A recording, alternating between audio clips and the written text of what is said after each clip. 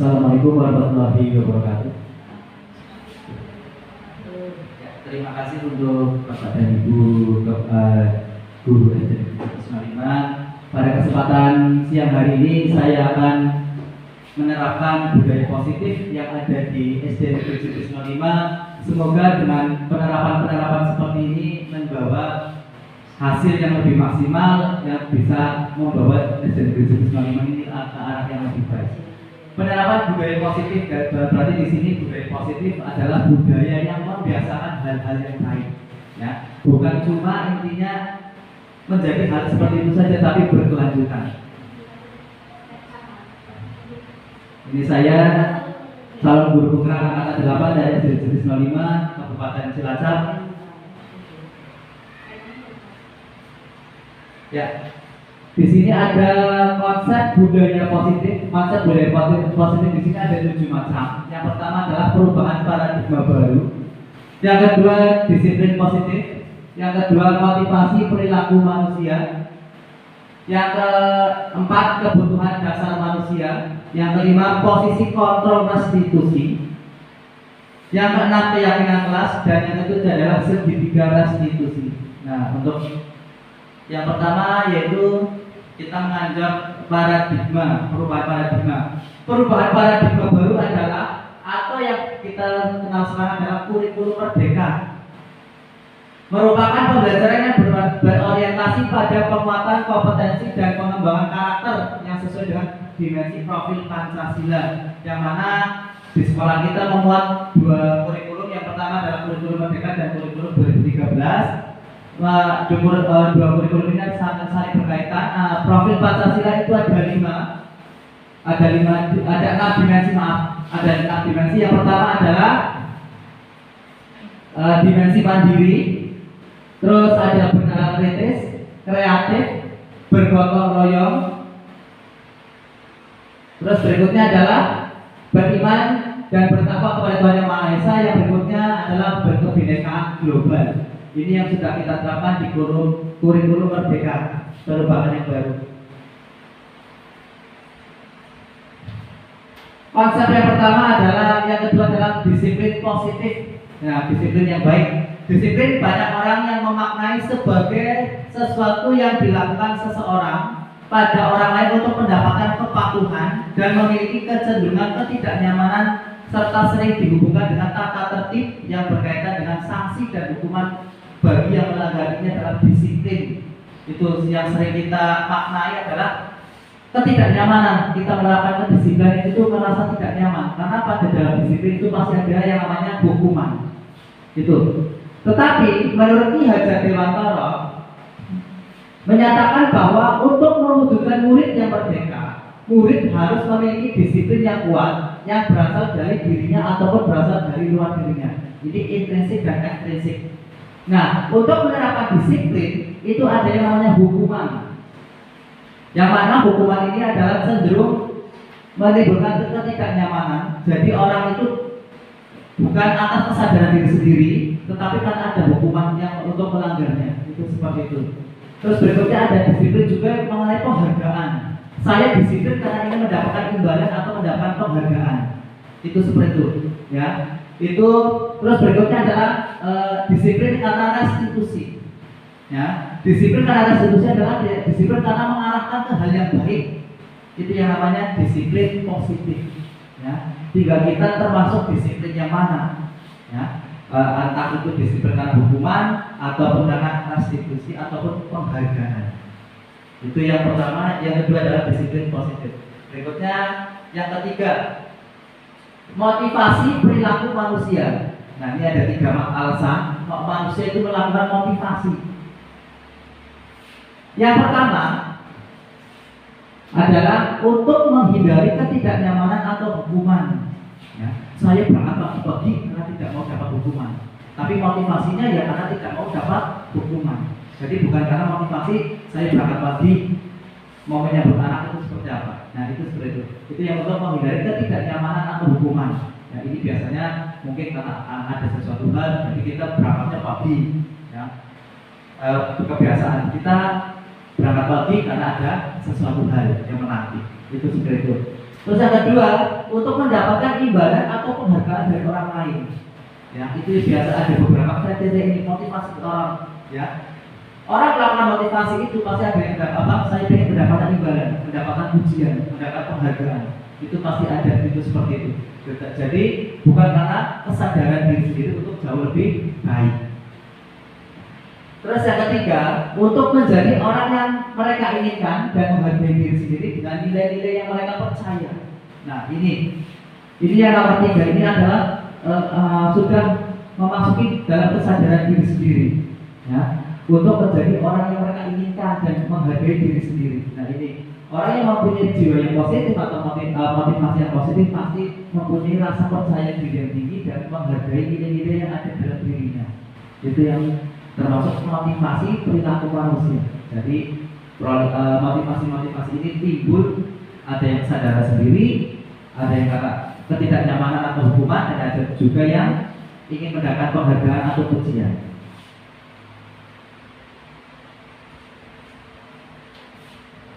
Kita masuk ke dalam kebutuhan dasar manusia. Nah, di sini ada 5 kebutuhan dasar manusia. Yang pertama adalah kebutuhan bertahan hidup.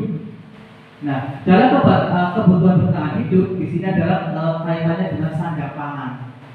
Nah, ini kebutuhan yang pertama. Entah itu makan, minum, pakaian, dan kebutuhan yang lainnya. Ini pasti tujuannya adalah mencari, ya, karena untuk memenuhi kebutuhan hidup. Yang kedua adalah cinta dan kasih sayang, kebutuhan anak, kebutuhan untuk diterima. Nah ini kebutuhan cinta dan kasih sayang. Saya butuh figur ayah misalnya. Saya butuh figur ibu yang tidak didapatkan di rumah. Pasti anak-anak itu ingin mendapatkan ada di sekolahan. Ya, tugas kita adalah memberikan kasih sayang itu. Ya, karena apa? Anak-anak itu di sekolah kita sudah termasuk anak kita sendiri. Itu seperti itu. Ya. Berikutnya penguasaan, kebutuhan pengakuan atas kemampuan. Nah ini anak-anak kita sering ada di penguasaan. Ya. Saya mampu, ya. Saya tidak mampu atau mampu, itu biasanya anak ada di sini. Kebutuhan kemampuan. Ya. Kadang-kadang tanpa kita sadari kita meremehkan kemampuan anak. Ya. Anak itu tidak mampu. Ya, meskipun secara fisik mungkin lemah kayak gitu, tapi kadang-kadang ternyata otaknya cerdas. Itu seperti itu. Berarti penguasaannya kita kurang melihat kebutuhan penguasaan. Terus penguasaan ini berkaitan dengan kemampuan baik akademik dan non akademik. Berarti kadang-kadang ada kita unggul di akademik, non akademiknya malah lebih tinggi kemampuannya, bakatnya. Itu seperti itu. Terus yang berikutnya adalah kebebasan, kebutuhan akan pilihan. Ya, biasanya kita kadang-kadang sering memaksa anak, ya kamu harus ikut ini, kamu harus ikut itu, ya kamu harus pilih. Padahal mereka itu adalah punya kebebasan untuk memilih pilihannya sendiri, ya sesuai dengan alur minat dan bakatnya. Ya, ini adalah kebebasan dalam di sekolah. Ya, anak-anak itu bebas memilih apa yang mereka inginkan, apa yang mereka mau. Ya, tugas kita adalah cuma membimbing, mengarahkan. Ya. Dan berikutnya adalah untuk kesenangan, kebutuhan untuk merasa senang. Nah ini ada anak-anak yang memang dalam pembelajaran itu ingin merasa senang saja, ya, tanpa mereka mau bersusah payah atau main mikir. Ya, biasanya bersenang-senang, ada yang mau bermain, ada yang main asik sendiri, dan ada pula yang memang tidak mau bekerja sendiri, mengerjakan sendiri. Itu artinya namanya termasuk dalam kebutuhan kesenangan. Ya karena apa? Dalam pembelajaran kita sekarang sudah menerapkan 2 kurikulum, yang mana kurikulum Merdeka itu adalah salah satu kurikulum yang menerapkan Ki Hajar Dewantara, yaitu menuntut yang menyenangkan. Ya, karena sekolah kita sekarang sudah harus menyenangkan. Ya, terfokus kepada murid. Itu yang menurut kurikulum Merdeka. Ya, penerapannya seperti itu. Jadi harus yang namanya menyenangkan dan berpusat kepada murid. Jadi di sini hampir 90% itu anak yang melakukan, 10% gurunya cuma tinggal membimbing dan mengarahkan. Itu di kurikulum Merdeka. Ya, jadi sudah berbeda dengan kurikulum yang zaman dulu. Zaman dulu kita menuntut anak harus sesuai dengan apa yang kita mau. ya, harus dengan pembelajaran, harus sesuai dengan materi. Tapi untuk yang sekarang, ya, kita diharapkan adalah berkembang dan kemampuan mereka itu sesuai dengan bakat masing-masing. Karena Pak, anak itu mempunyai dua kodrat alam dan kodrat zaman. Kodrat alam mereka yang bermain, ada waktunya bermain. Kodrat zaman berarti mengikuti zaman yang sekarang. Itu seperti itu. Nah, kita sudah masuk ke dalam 5 posisi kontrol.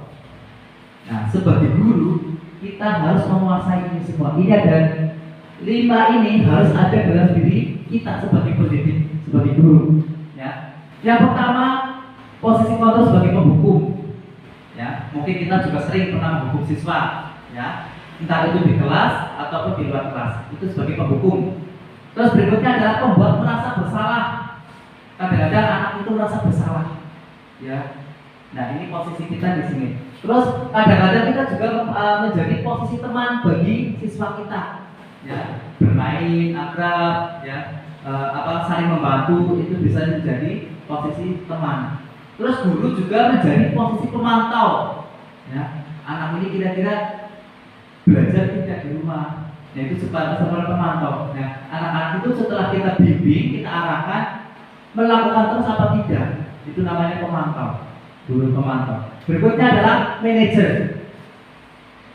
Di manajer ini guru berperan mengarahkan ke hal yang lebih baik. Itu yang namanya dalam manajer. Berarti apa? Anak itu disuruh mencari alasannya, ya, serta guru itu tinggal mengarahkan yang lebih baik. Itu seperti itu. Ini ada contoh videonya penerapan 5 posisi kontrol.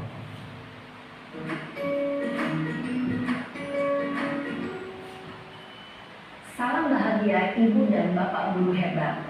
Dalam penerapan disiplin positif restitusi, salah satu program yang dikembangkan adalah 5 posisi kontrol. 5 posisi kontrol dalam restitusi adalah proses perjalanan seorang pendidik agar dapat mengenali dirinya.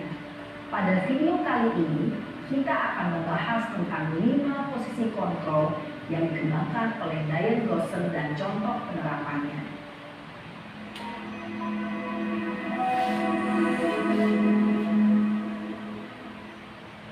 Lima posisi kontrol itu adalah: 1. Posisi penghukum. 2. Posisi pembuat merasa bersalah. 3. Posisi teman. 4. Posisi pemantau atau monitor. Dan 5. Posisi manajer.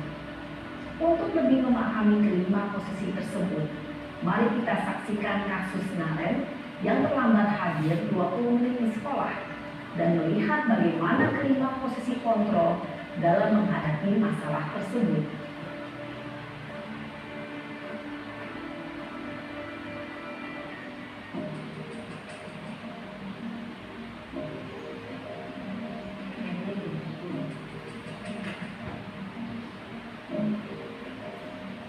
Naren, sini kamu. Selamat pagi, Bu. Selalu terlambat. Kamu deh, pasti terlambat. Maaf, Bu. Saya Apa? Apa coba? Alasan kamu apa lagi? Kapan sih kamu tidak terlambat? Malas sekali ya kamu jadi anak. saya Dasar pemalas. Gak kapok-kapok sih kamu. Sudah berapa kali terlambat? Sana, kamu keliling lapangan basket 2 kali. Kenapa saya harus keliling lapangan basket, Bu? Kenapa? Kamu melawan ibu. Berani-beraninya jawab. Sudah terlambat, masih berani jawab pula. Sekarang, keliling lapangan basket 5 kali sekalian. Biar kapok. Cepat. Pergi sana ke lapangan basket. Posisi penghukum biasanya berbicara dengan nada tinggi, menghardik, menunjuk-nunjuk, menyakiti, dan menyindir. Hukuman bisa berupa fisik maupun psikis. Ibu dan Bapak guru hebat, Dampak yang terjadi pada murid ketika guru berada pada posisi penghukum adalah murid cenderung akan memberontak, bahkan menyimpan dendam.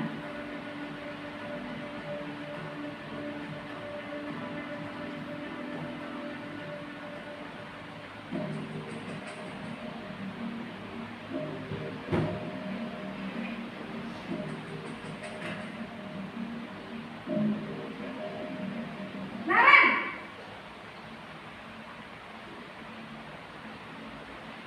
Selamat pagi, Bu. Naren, kamu kenapa terlambat lagi, nak? Ya Tuhan, Naren, kamu senang ya bikin ibu susah ya? Kalau kamu terlambat lagi, nanti ibu yang ditegur bapak kepala sekolah, nak. Disangka ibu tidak bisa membina kamu. Duh, gimana ini? Maaf, Bu. Duh, Gusti Naren, kamu suka ya kalau ibu ditegur bapak kepala sekolah? Terus, sekarang ibu harus tulis apa yang di buku absen? Ini kamu sudah sering terlambat loh. Ibu harus apa coba? Maaf, Bu. Maaf sekali. Ya sudah, lain kali jangan bikin ibu susah lagi ya nak ya. Ibu tidak akan kuat lagi kalau kamu gini terus. Bisa jantungan kalau ibu ditegur bapak kepala sekolah. Sana cepat ke kelas. Maaf ya, Bu. Maaf sekali.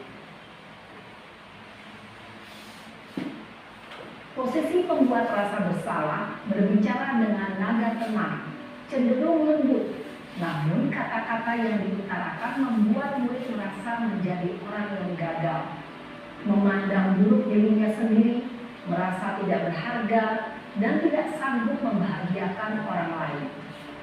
Ketika guru mengambil posisi pembuat rasa bersalah, murid akan menganggap dirinya yang bersalah dan ia akan menyimpan emosi negatif tersebut di dalam dirinya.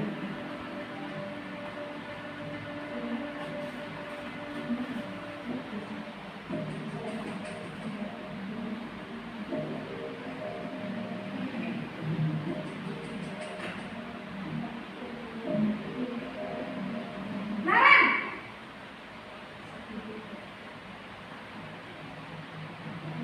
Selamat pagi, Bu. wah, sudah jam berapa ini nak? Terlambat lagi ya sayang. Iya, Bu. Habis ibu saya lupa bangunkan saya, Bu. Kamu malah menyalahkan ibu kamu. Kamu bukannya anak yang larinya paling kencang. Kok terlambat sih? Iya, Bu. Saya memang terlambat bangun tadi. Jadi, biarpun saya lari kencang, tetap gak kekejar, Bu. Ya sudah sana. Nanti lain kali larinya lebih kencang lagi ya. Biar gak terlambat lagi. Bikin seneng ibu. Demi ibu. Bisa kan? Bisa lah, Bu. Ya sudah sana masuk kelas. Ibu beresin urusan absen kamu. Kamu ini ada-ada saja. Dalam posisi teman, guru berbicara dengan nada suara ramah, akrab, cenderung bersenda gurau untuk menjaga suasana tetap santai. Murid akan merasa senang, aman, dan akrab dengan guru. Identitas yang tercipta adalah identitas sukses atau berhasil. Namun, perlu diingat, karena ini masih dorongan eksternal, maka ada faktor ketergantungan dari murid kepada orang tertentu. Di sini, guru absennya, sehingga di lain waktu, murid bisa berperilaku baik, namun hanya kepada orang-orang tertentu saja.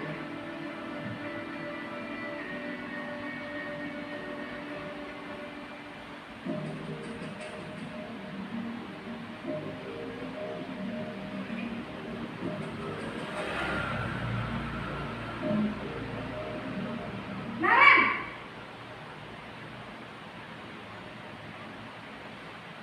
Selamat pagi, Bu. Naren, apa peraturan sekolah kita tentang jam berapa kita harus masuk sekolah, nak? Kita harus di sekolah jam 7, Bu. Iya betul, sekarang sudah jam 7.20. Naren sudah tahu konsekuensinya jika terlambat hadir. Paham, Bu.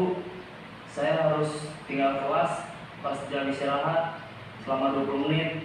Iya benar, konsekuensinya demikian. Jadi nanti jam 9.30 pas istirahat, kamu harus tinggal di kelas, kerjakan tugas tambahan untuk ketertinggalan kamu, ya? Baik Bu. Posisi pemantau mengandalkan penghitungan atau data untuk mengontrol murid. Guru mengarahkan murid berdasarkan peraturan dan konsekuensi. Seorang pemantau menunjukkan bahasa tubuh dan ekspresi wajah yang datar dan cenderung formal.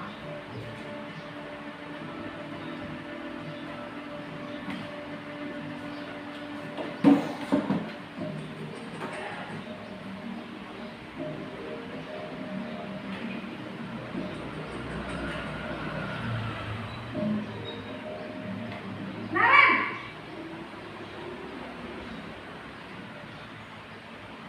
Selamat pagi Bu. Selamat pagi Naren. Maaf Bu, saya terlambat. Iya, sekolah masuknya jam 7, sekarang sudah jam 7.20. Jadi sekarang bagaimana ini Naren? Maaf Bu, saya lupa setel alarm saya semalam. Baiklah, menurut kamu, keyakinan sekolah yang mana yang perlu kamu tingkatkan? Menghargai diri sendiri dan orang lain mungkin ya Bu. Setuju. Jadi, apakah Naren meyakini prinsip saling menghormati tersebut? Iya Bu, saya meyakininya. Apakah Naren bersedia memperbaiki masalah keterlambatan ini? Bersedia Bu.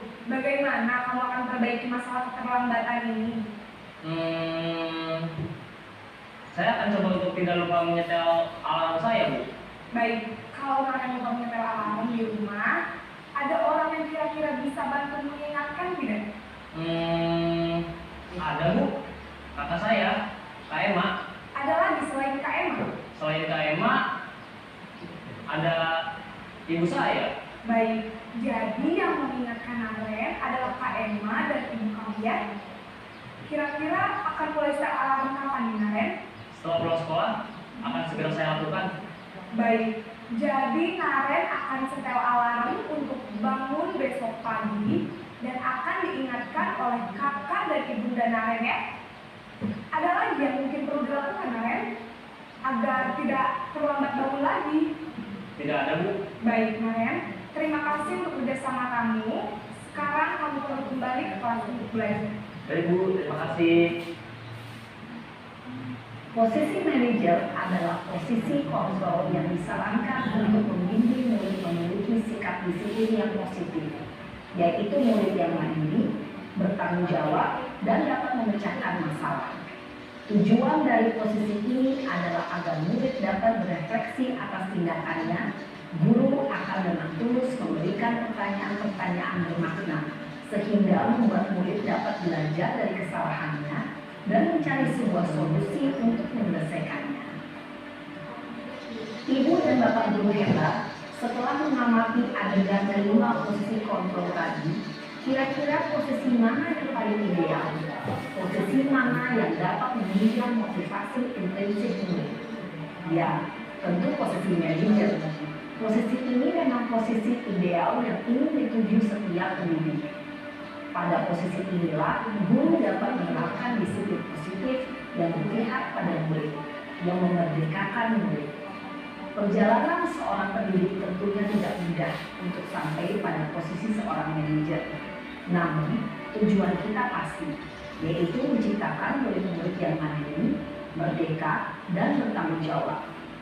Semoga penggambaran 5 posisi kontrol yang telah diperlihatkan ini dapat menjadi ajang refleksi bagi kita semua, agar dapat terus mengasah dan menerapkan disiplin positif yang memerdekakan murid. Mari terus berlatih dan bersemangat. Selamat menerapkan. Salam dan bahagia Ibu dan Bapak Guru hebat.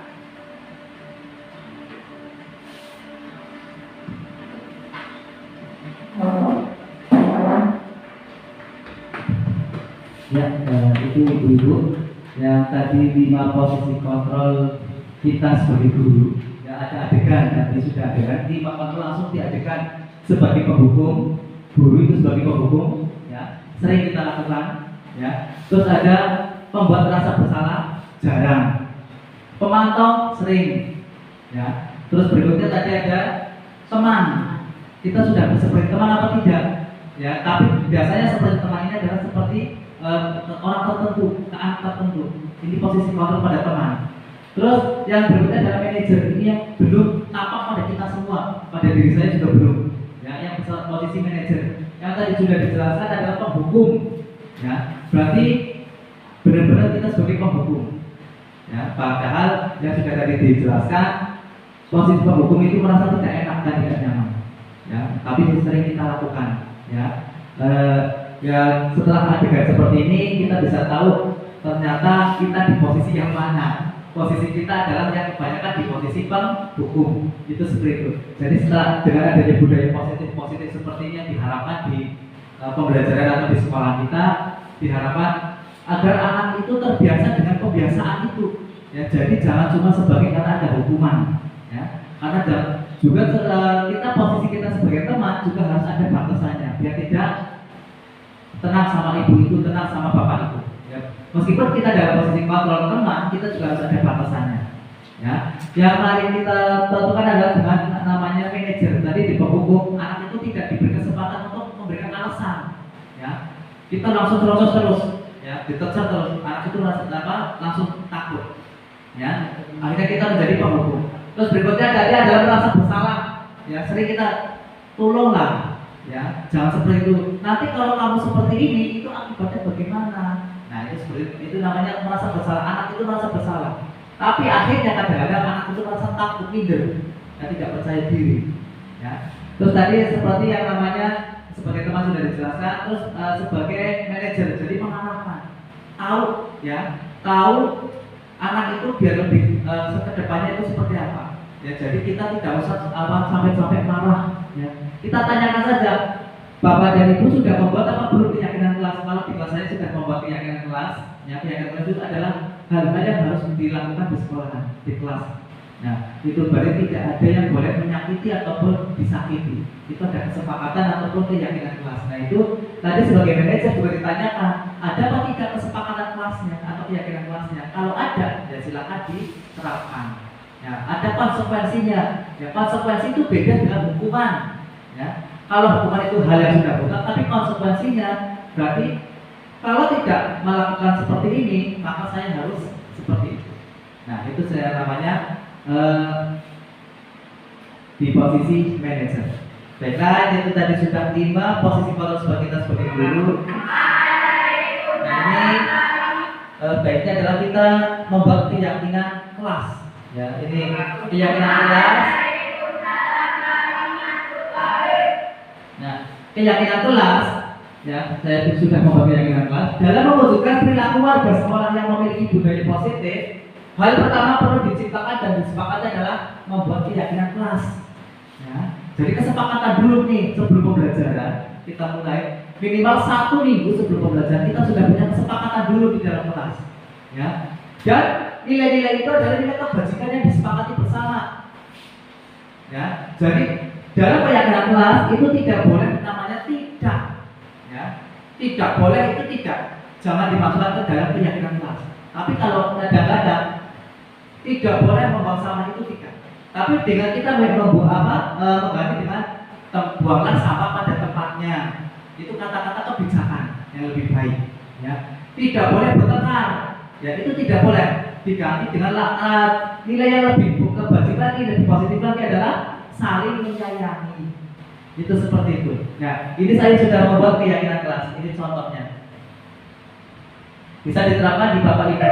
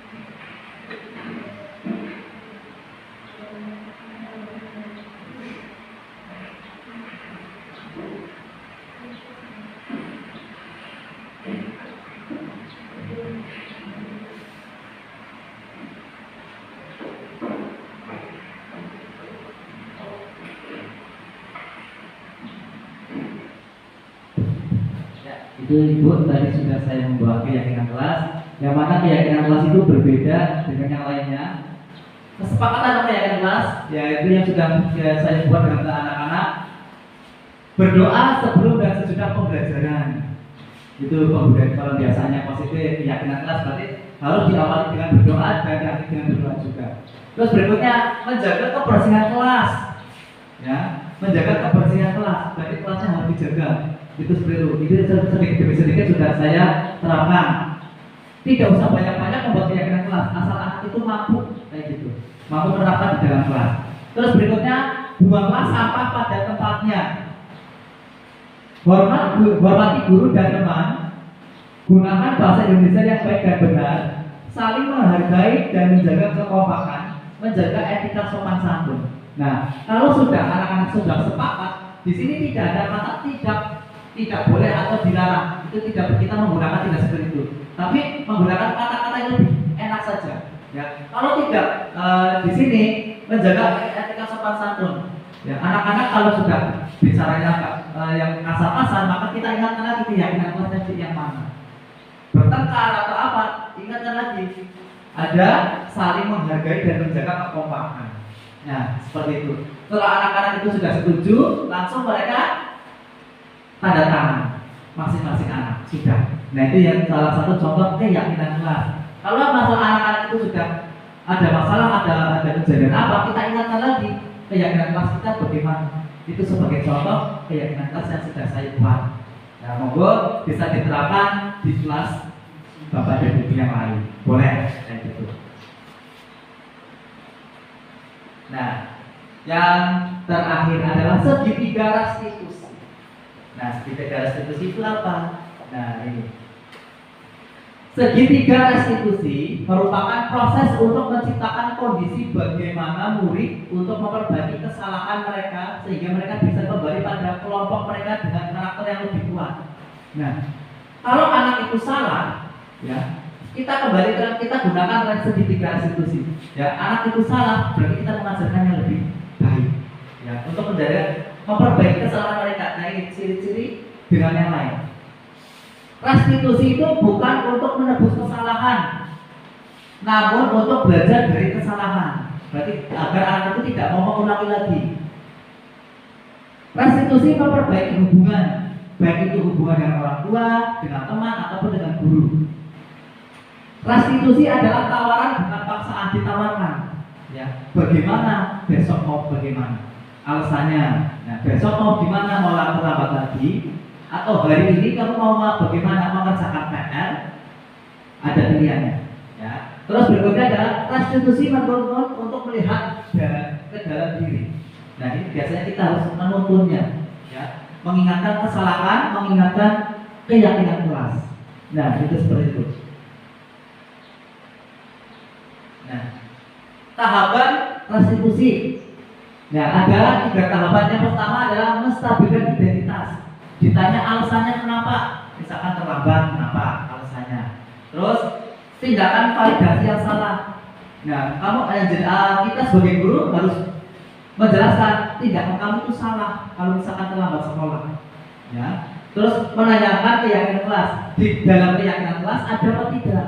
Itu seperti itu. Ya, itu adalah tahapan dari restitusi. Ini sudah saya contoh penerapannya. Ini adalah saya contohkan anak yang telah tidak memakai seragam lengkap pada saat upacara.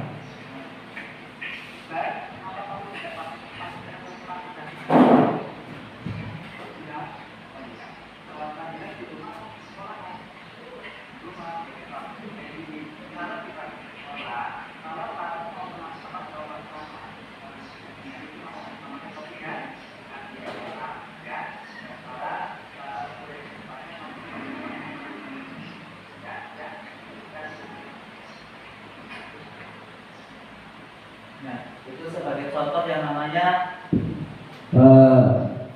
segitiga restitusi. Dan tadi sudah menanyakan alasannya, validasi. Terus menanyakan tindakan yang salah, ya kalau salah. Terus berikutnya adalah menanyakan keyakinan kelas di dalam peraturan itu pasti ada. Ya, itu yang sudah saya menerapkan sudah saya praktekkan. Terus berikutnya ada dua kasus, ya. Yang pertama adalah saya siswa tidak memakai seragam lengkap, ya. Contohnya itu seperti itu. Terus yang berikutnya adalah ini tidak mengerjakan PR. Ini contohnya.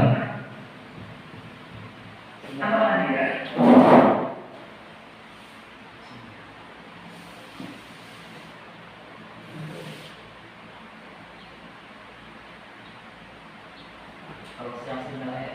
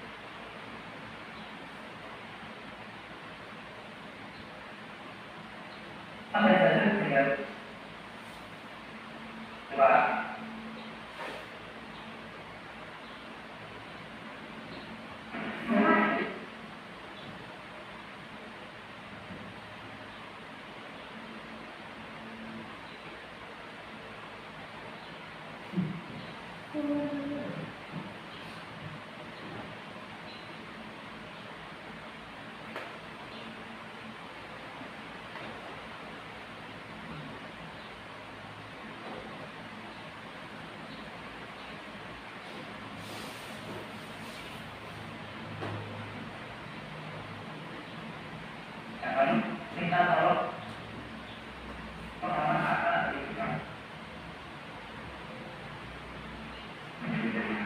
ya, nah kalau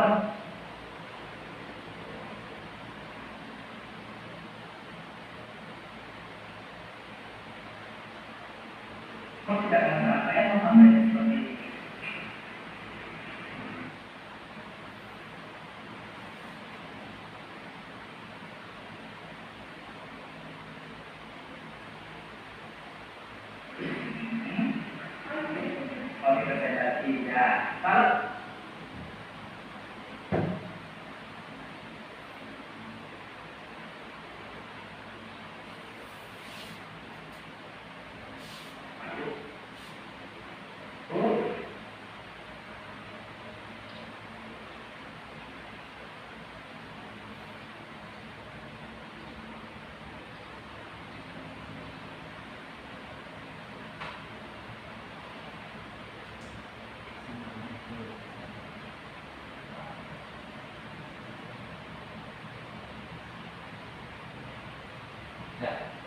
Itu sebagai contoh penerapan segitiga restitusi. Yang pertama tadi saya ucap wawancara tidak memakai seragam lengkap.